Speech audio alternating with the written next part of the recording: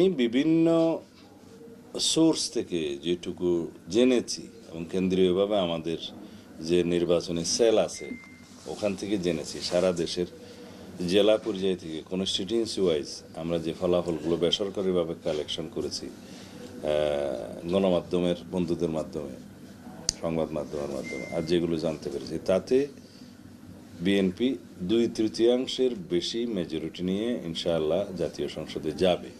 তো সুতরাং সরকার গঠনের ক্ষেত্রে কোনো অন্য কোনো দলের বা কারোর সাথে কোয়ালিশন করার কোনো সুযোগ নেই বা প্রশ্নই আসে না, দরকার নেই।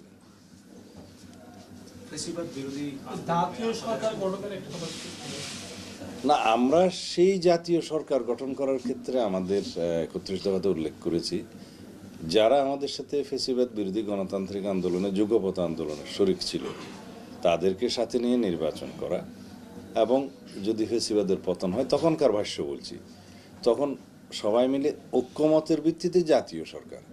এই জাতীয় সরকার কিন্তু সংসদে যারাই আছে সবাইকে নিয়ে জাতীয় সরকার নয়, ঐক্যমতের ভিত্তিতে যারা আমরা ফ্যাসিবাদ বিরোধী গণতান্ত্রিক আন্দোলনে যুগপথের সঙ্গে ছিলাম তাদেরকে নিয়ে সরকার গঠন করা, নির্বাচন করা, সেটা আমরা করেছি, নির্বাচন হয়েছে, এবং এরপরে সরকার গঠনের ক্ষেত্রেও আমাদের সেই মনোযোগটা থাকবে, প্রতিশ্রুতি থাকবে। ভেরি ভাইব্রেন্ট বিরোধী দল দরকার সংসদে, কারণ এটা সুশাসনের জন্য, যেটা বলা হয় যে গুড গভর্নেন্স এনশিওর করার জন্য একটা শক্তিশালী বিরোধী দল সবসময় জাতীয় সংসদের দরকার, যাতে চেকস অ্যান্ড ব্যালেন্স থাকে, সেরকম আমরা আশা করি। আমরা কোনো বিজয় উল্লাস করব না, আমাদের দায়িত্ব অনেক বেশি, কর্তব্যের বোঝা অনেক বেশি। বিজয় উল্লাস করার মধ্যে দিয়ে আমরা কোনো উত্তেজনা সৃষ্টি করতে চাই না। আর এই বিজয় আমাদের কাছে প্রত্যাশিত ছিল।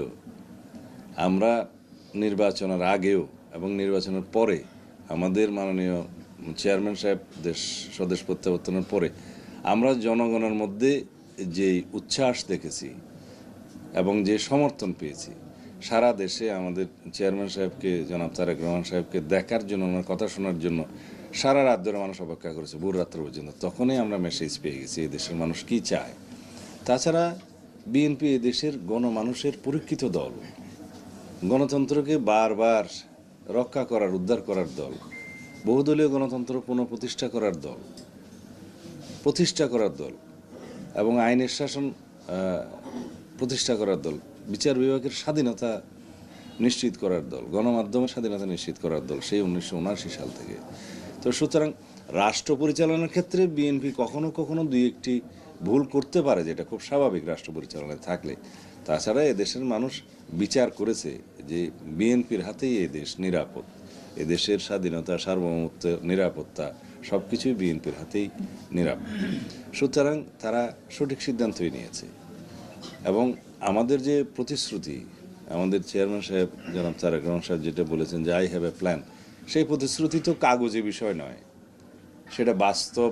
আমরা উদাহরণসহ জনগণের সামনে দেখিয়েছি যে আমরা এই করতে চাই জনগণের জন্য, দেশের জন্য, দেশের উন্নতির জন্য, তরুণ প্রজন্মের জন্য কি করতে চাই, প্রযুক্তি নির্ভর, মেধা নির্ভর, জ্ঞান নির্ভর বাংলাদেশ প্রতিষ্ঠার জন্য আমরা কি পরিকল্পনা নিয়েছি, এগুলো সবই জনগণের সামনে, আমরা দেশবাসীর সামনে প্রকাশ করেছি। সুতরাং মানুষ বিশ্বাস করেছে। এখন আমাদের দায়িত্ব অনেক বেশি, আমরা আমাদের কর্ম শুরু করব ইনশাআল্লাহ। যদি শুরু করতে পারি, আমরা কতটুকু সফল না হই সেটা তখন দেখা যাবে। বিচার বিভাগ স্বাধীন, এবং বিচার বিভাগের স্বাধীনতা নিশ্চয়তা আমরা আমাদের ম্যানিফেস্টোতে দিয়েছি, 31 দফাতে দিয়েছি, আমাদের বক্তব্য বিবৃতি দিয়েছি। সুতরাং বিচারের মতোই চলবে, বিচারিক প্রক্রিয়ায় চলবে, আইনানুগভাবে চলবে। তবে আমাদের কমিটমেন্ট আছে যে দীর্ঘ 16-17 বছরের গণতান্ত্রিক সংগ্রামে যারা গুম হয়েছে, খুন হয়েছে, হত্যাকাণ্ডের শিকার হয়েছে, অবিচারের শিকার হয়েছে, আহত হয়েছে, পঙ্গু হয়েছে, বিভিন্ন রকমের অত্যাচারের শিকার হয়েছে, তারা সহ 2024-এর ছাত্র গণ অভ্যুত্থানের যারা শহীদ হয়েছেন এবং যারা বিভিন্নভাবে ক্ষতিগ্রস্ত হয়েছেন, অন্ধত্ব বরণ করেছেন, পঙ্গুত্ব বরণ করেছেন, ক্ষতিগ্রস্ত হয়েছেন, তাদের সকল কিছুর বিচার হবে বিচারিক প্রক্রিয়ায়। তবে আমরা এটাও বলেছি, রিকনসিলিয়েশন আমরা শুরু করতে চাই, যাতে একটা সামাজিক বন্ধন থাকে, দেশে শান্তি প্রতিষ্ঠা হয়। সেজন্য আমরা সংসদে আলোচনা করে প্রয়োজনীয় আইন প্রণয়ন করে সবার সাথে ঐক্যবদ্ধভাবে আমরা একটা সিদ্ধান্ত নেব। কারণ লক্ষ লক্ষ মানুষের বিরুদ্ধে বিচারিক প্রক্রিয়া শুরু করলে সারা দেশের একটা ঐক্য নষ্ট হওয়ার মতো সম্ভাবনা আছে।